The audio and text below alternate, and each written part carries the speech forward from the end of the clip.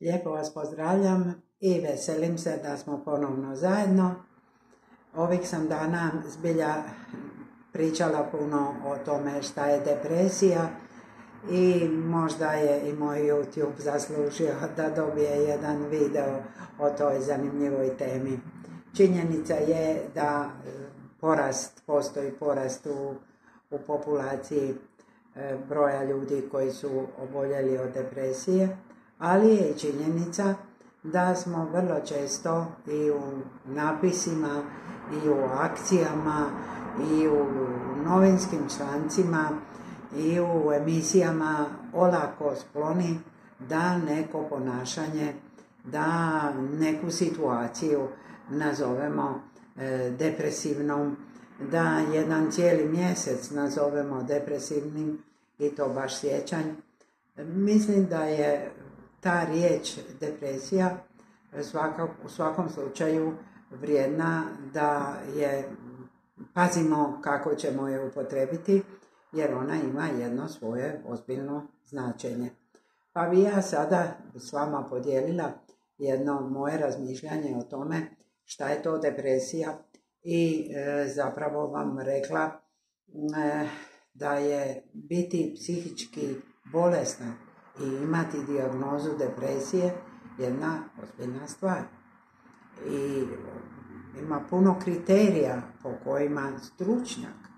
psihijatar odredi da je neko depresivan. Mada mi u svakodnevnom govoru govorimo tako, joj ja sam ti u depriji, joj pusti me nikakav sam, joj lupnila me depresija, to mi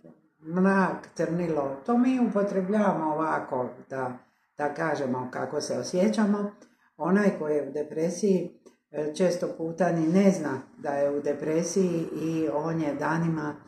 6 tjedana barem, vrlo neraspoložen i zato nema neki baš poseban razlog, nego je ta depresija rezultat njegove psihičke bolesti. I kad psihijatar odredi da je neko depresivan i kad možda i drugi psihijatar potvrdi tu depresiju, onda depresiju treba liječiti i lijekovima i psihoterapijom. Depresija je ne samo jedno bezvoljno ponašanje, depresija može biti ozbiljna i može u sebi sadržavati suicidalni rizik. Prema tome, tako olako reći ja sam u depresiji, tako se izražavati, čini mi se da nije dobro ni za onoga ko se tako možda želi požaliti i možda dobiti od nekoga drugoga neku podršku, ali možda i prebaciti jedan teret na tu drugu osobu govoreći da je u depresiji. Znate, neki ljudi koji su, ja mislim, u depresiji često puta nisu sasvim ni sigurni o čemu se to radi, nego se jednostavno kad im okolina svrati pozornost da toliko baš ne moći se dignuti s kreveta, ne vidjeti smisao života, biti spreman danima ležati, imati problema s apetitom, imati problema ili u jednom ili u drugom smjeru, imati problema sa nesanicom i u najgorem slučaju ne vidjeti smisla života, to je onda jedna ozbiljna stvar i svi su pozvani koji poznaju tu osobu da joj probaju pomoći na takav način da dobije pravu dijagnozu i da dobije prave lijekove i da se ti lijekovi možda još s nekim konzultiraju. Nekome se odredi bolničko liječenje, nekome se odredi dnevna bolnica, neko dolazi povremeno na nekakvu ambulantne susrete sa stručnjakom. Pomoći čovjeku koji je u depresiji je naravno važno i ključno i bitno i ljudski, i pomoći čovjeku ne možemo ako kad doznamo da je u depresiji probamo to nekako zataškati. Znate, tako se ljudi odnose. Nažalost, ima mnogih ljudi koji se nekako srame da neko njihov ima ozbiljnu psihičku bolest. Kao što nas boli koljeno, kao što imamo slab vid ili slab sluh,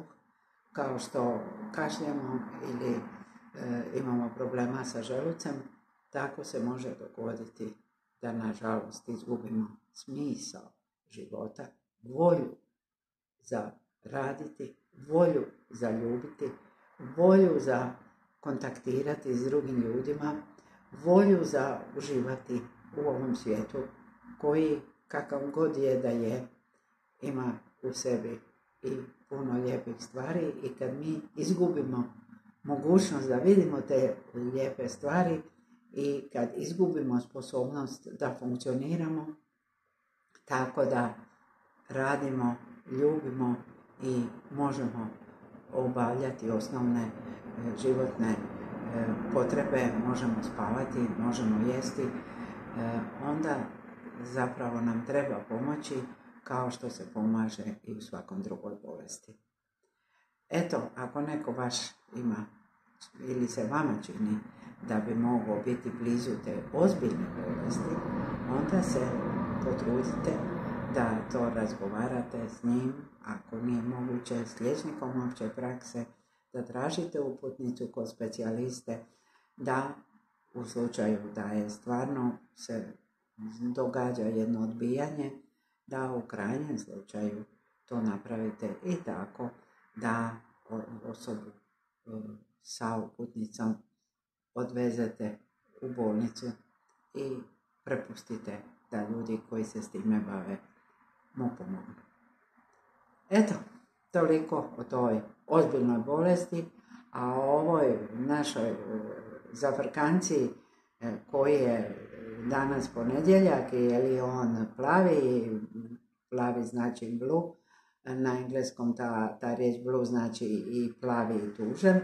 Mislim da je to pomalo neozbiljno i da svaki ponedjeljak može biti plavi, roza, crveni i da tek kad znanost ustanovi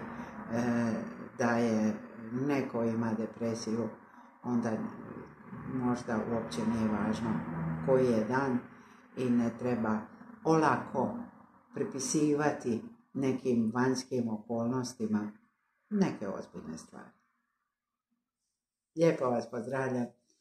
subscribeajte ako vam se sviđa i vidimo se, gledamo se u sljedećem videu.